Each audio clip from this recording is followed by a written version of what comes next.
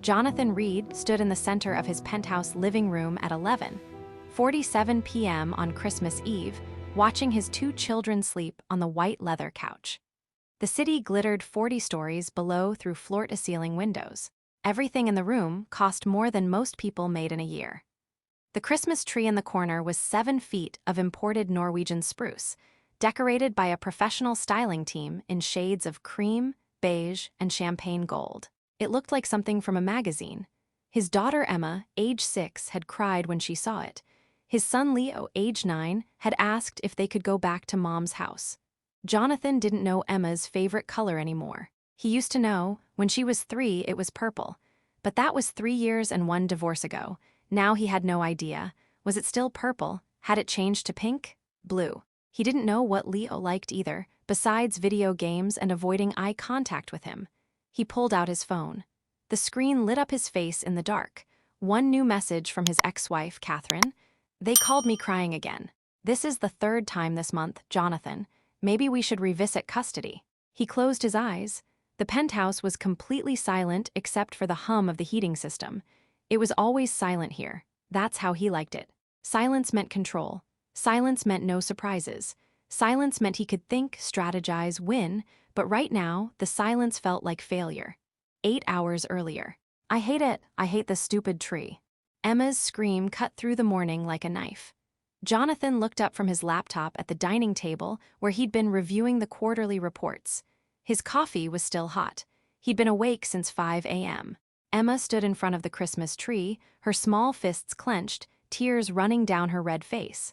She wore the expensive Christmas dress Catherine had sent over, red velvet with white trim. She looked like a tiny, angry doll. "Emma, inside voice," Jonathan said automatically, the same thing Catherine used to say. It sounded wrong coming from his mouth. "It's ugly." Emma stomped her foot. "It doesn't even look like Christmas. It looks like a fancy hotel," Leo finished from the couch, not looking up from his iPad. He was still in his pajamas even though it was almost 10 in the morning. Jonathan had given up that fight around day 3 of having them for the month. Jonathan stood, closing his laptop.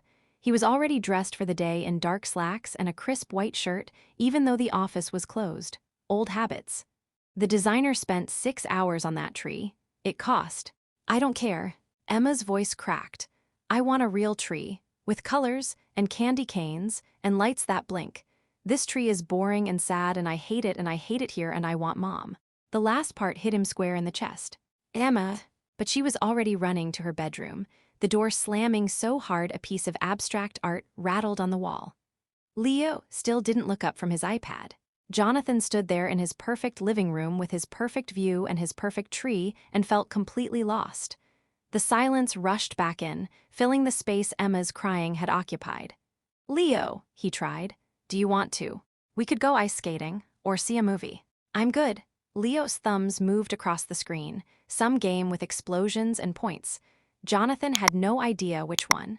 "You've been on that thing for 2 hours. So maybe we could do something together." Leo finally looked up. His eyes, so much like Catherine's, were flat.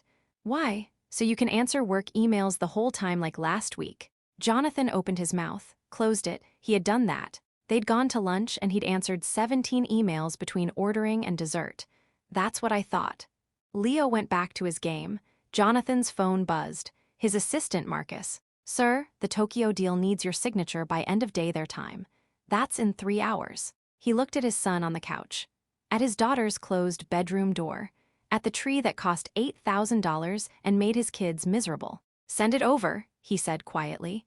He spent the next hour at the dining table working while his children existed in separate rooms, separate worlds, all of them alone together in the penthouse. At noon, Jonathan's phone rang. Catherine. He almost didn't answer. "They're miserable.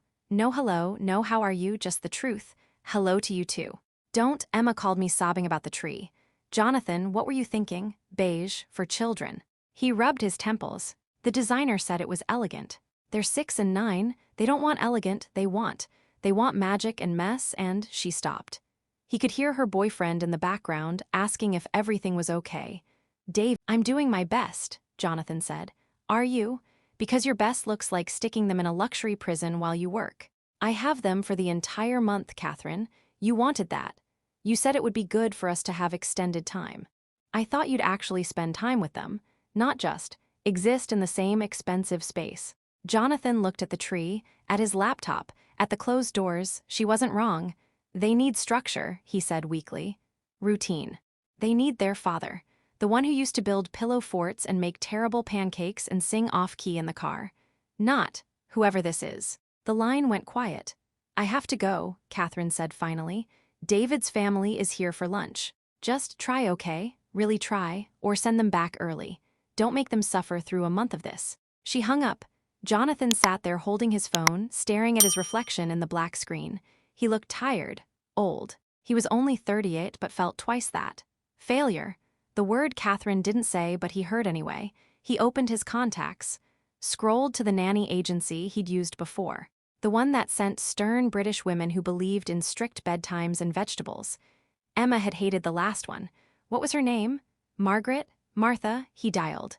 Hello, Elite Childcare Solutions. Yes, this is Jonathan Reed. I need someone immediately. Today if possible. I have 2 children, ages 6 and 9, and I need full-time care through the holiday season.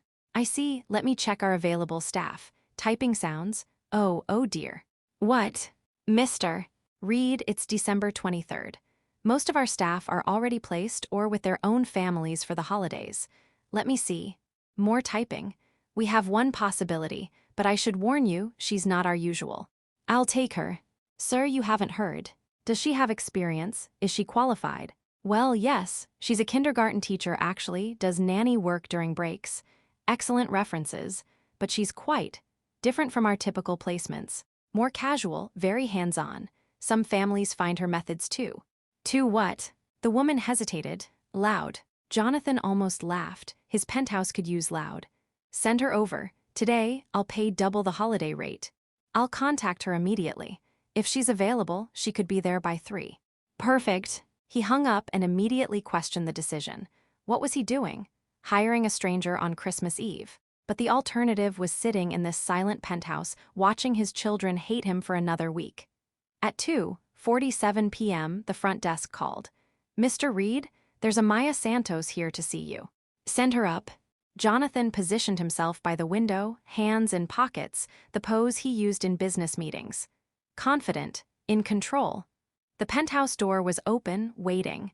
The elevator dinged. He heard her before he saw her, humming something off-key. Then she appeared in the doorway and Jonathan's first thought was that the agency had sent the wrong person. She looked about 25, maybe younger. Dark hair pulled into a messy bun that was already falling apart. She wore jeans, actual jeans, with paint stains on one knee. An oversized green sweater with a reindeer on it. Regular sneakers, not even clean. A canvas bag over her shoulder with a stuffed animal's head poking out.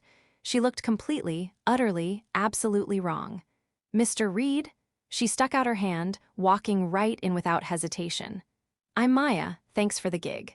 I was supposed to fly home to Texas, but my flight got canceled, so this is perfect timing. Her handshake was firm. She had paint under her fingernails. You're the nanny. It came out more like a question than a statement. Temporary nanny, yeah. Usually I teach kindergarten at PS 118, but holiday breaks are tight financially, so. She looked around the penthouse and her expression shifted. Wow, this is, wow. Is there a problem? No, it's beautiful, it's just very. She searched for the word. White. The designer called it minimalist modern. I'd call it kind of sad. She said it casually, like she was commenting on the weather. Jonathan blinked. Excuse me. Oh, sorry, too honest? She grinned, completely unintimidated. My mom says I do that. But seriously, where do the kids play? Everything looks like you're not supposed to touch it. The children have their own rooms with plenty of. Mr. Reed? She turned to face him fully, and her eyes were sharp despite the casual outfit. The agency said you were desperate, that your kids are miserable. So I'm gonna ask straight up. Do you want me to just babysit them, keep them quiet and out of your way? Or do you actually want them to be happy? No one talked to him like this. Not his board members, not his executives. Definitely not service staff. He should fire her on the spot. I want them happy, he heard himself say. Okay then. She dropped her bag on his white couch like it was nothing. Where are they? Emma's in her room, Leo's. He looked at the couch. Leo was gone. When had he left? Probably his room too. Great, give me 10 minutes. She started walking toward the hallway. Wait, don't you want to know about their schedules, their dietary restrictions? There. We'll figure it out. She waved without turning around. Oh, and Mr. Reed. Yes, this tree really is ugly. The kids are right. Then she disappeared down the hall. Humming that off-key, Jonathan stood frozen in his living room for a full 30 seconds after Maya disappeared down the hallway. He could hear her knocking on doors, her voice bright and loud. Emma, hi, I'm Maya. Can I come in? Silence. I brought something for you. It's a stuffed penguin. His name is Waffle and he's kind of weird looking, but I love him anyway. More silence, then quietly a door opening. Why is he named Waffle? Because when I found him at the thrift store, he was sitting next to a waffle maker and it felt like fate. Do you like penguins? Jonathan crept closer to the hallway, staying out of sight. They're okay, Emma said, her voice still thick from crying. Just okay? What about when they slide on their bellies? That's pretty funny, right? A pause, then incredibly a small laugh. Yeah, that's funny. I knew it. Can I see your room? I bet it's cool. It's boring. Everything here is boring. Well then, maybe we can unboring it. What do you think? The door closed. Jonathan heard their voices continue, muffled now. He stood in the hallway like an intruder in his own home. 5 minutes later, Maya emerged from Emma's room and knocked on Leo's door. Leo, I'm Maya, new nanny. But I hate that word, so let's just say I'm the person who's going to hang out with you guys for a while. I'm busy, Leo's voice was flat. Doing what? Playing. Cool, what game? Silence, Maya tried again. I'm pretty bad at video games. I always run into walls, but I make excellent hot chocolate. The real kind, not the powder stuff. Interested? Not really. Okay, well, I'm going to go make some anyway. If you change your mind, kitchen's open. No pressure. She walked past Jonathan like he was part of the furniture, heading straight for his kitchen. His pristine, rarely used kitchen with the Italian marble countertops and the professional-grade appliances that had been touched maybe 6 times since he moved in. What are you doing? He asked, following her. Making hot chocolate, I told Leo. She was already opening cabinets, peering inside. Wow, you really don't cook, huh? I have meals delivered. Of course you do. She found a pot, filled it with milk from his fridge. Where's your cocoa powder? I don't think I have. She was already opening another cabinet. Aha, fancy European chocolate bars. These'll work even better. She pulled out 3 bars of 70% dark chocolate he'd received as a corporate gift 2 years ago. Started unwrapping them. Those are expensive, and they're about to be delicious. She broke the chocolate into chunks, dropped them in the heating milk. Do you have vanilla, cinnamon? He opened a cabinet. There was a spice rack, barely touched. He handed her both. Perfect. She added them without measuring.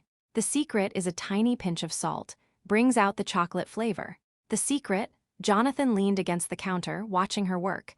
She moved like she owned the space, confident and quick. My abuela's recipe. She made it every Christmas Eve.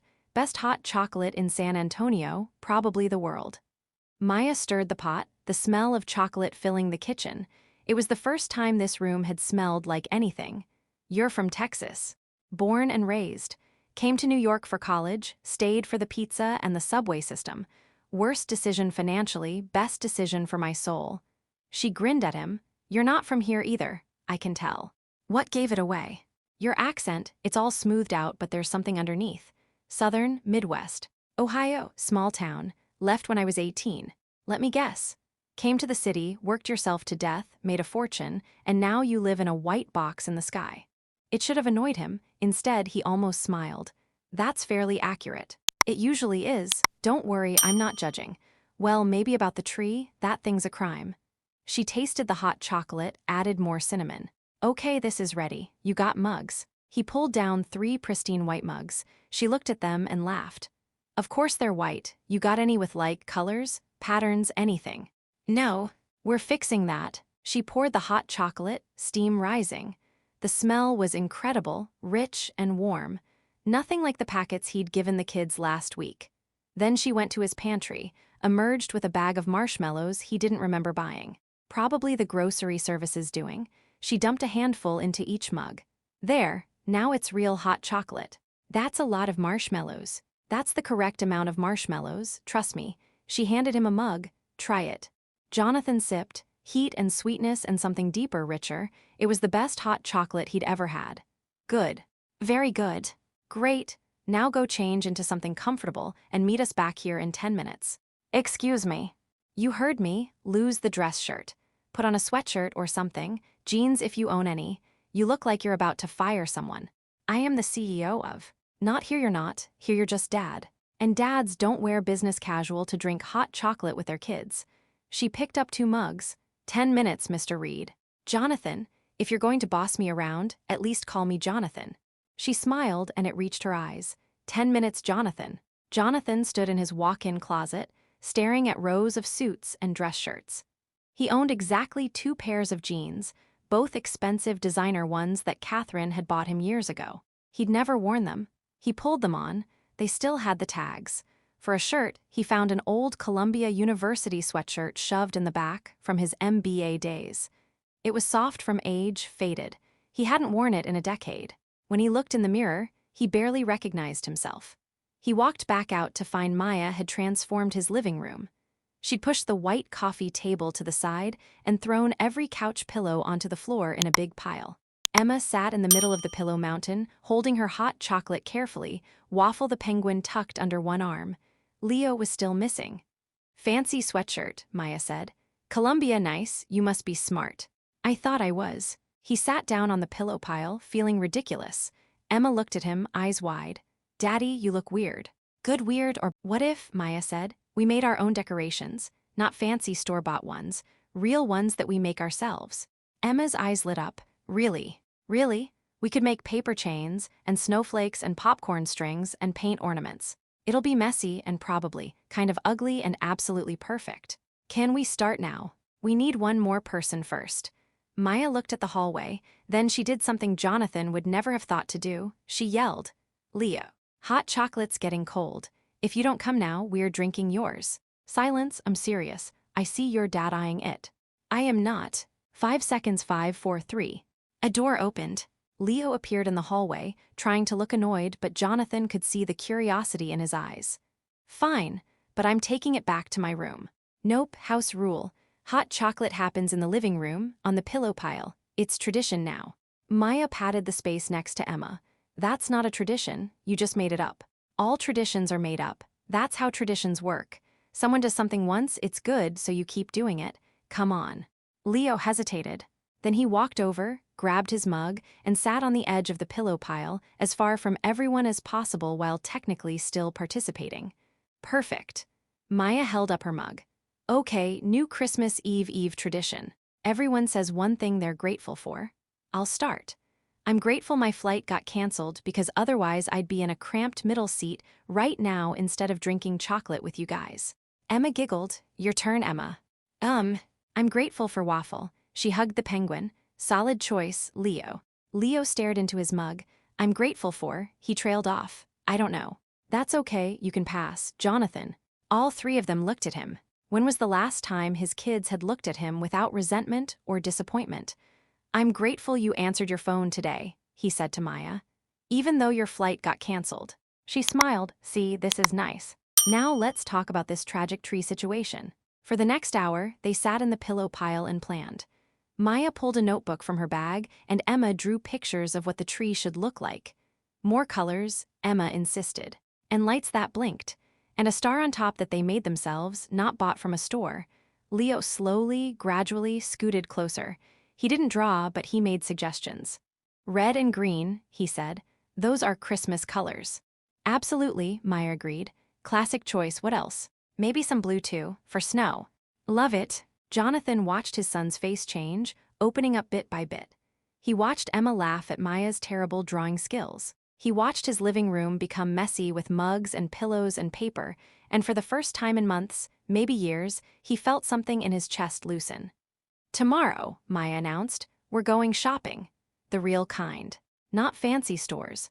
We're going to the craft store where everything's cheap and nothing matches, and it's going to be chaos. I love chaos, Emma said. Me too, kid, me too. Leo didn't say anything, but he didn't argue either. That night, after Maya had supervised dinner, overseen baths, and read 3 bedtime stories with different voices for every character, she found Jonathan in the kitchen. He was loading the dishwasher. Badly. You've never done that before, have you? She asked. Is it that obvious? You put the cups on the bottom rack, they'll fill with water. Oh, he moved them. Here. She reached around him, rearranging things efficiently. Her sleeve brushed his arm. She smelled like chocolate and cinnamon and something else, something warm he couldn't name.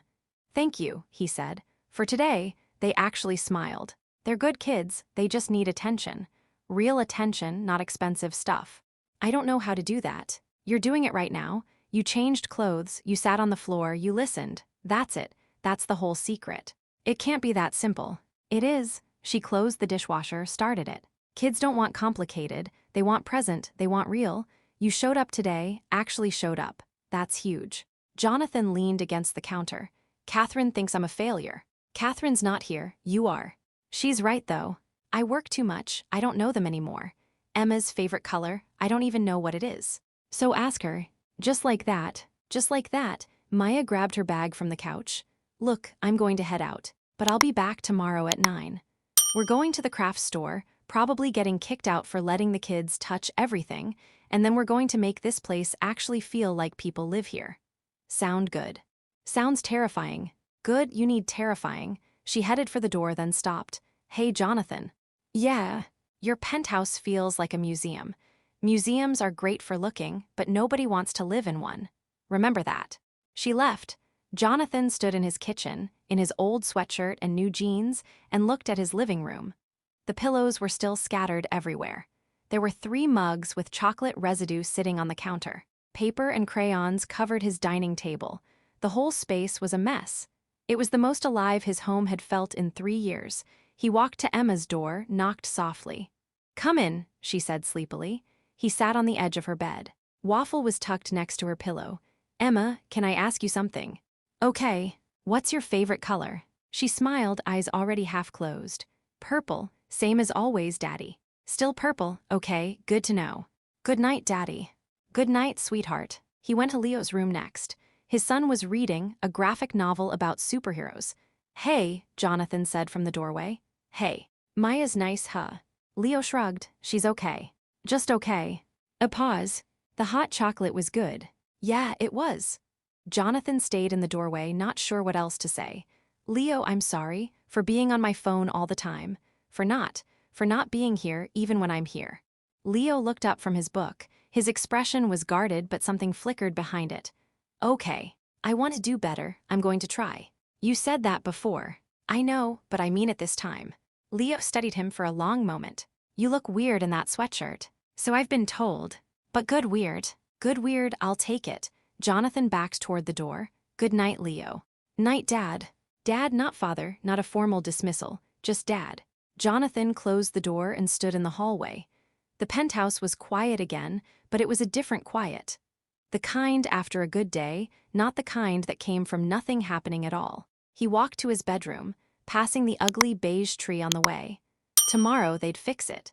Tomorrow Maya would come back with her paint-stained jeans and her terrible reindeer sweater and her complete lack of fear about telling him the truth. Tomorrow his living room would get even messier. He smiled. For the first time since Catherine left, since the divorce papers were signed, since he moved into this perfect empty penthouse, Jonathan Reed smiled in his own home and meant it. Outside the window, snow started to fall on the city. Inside, 3 people slept under the same roof, and for once, that was enough.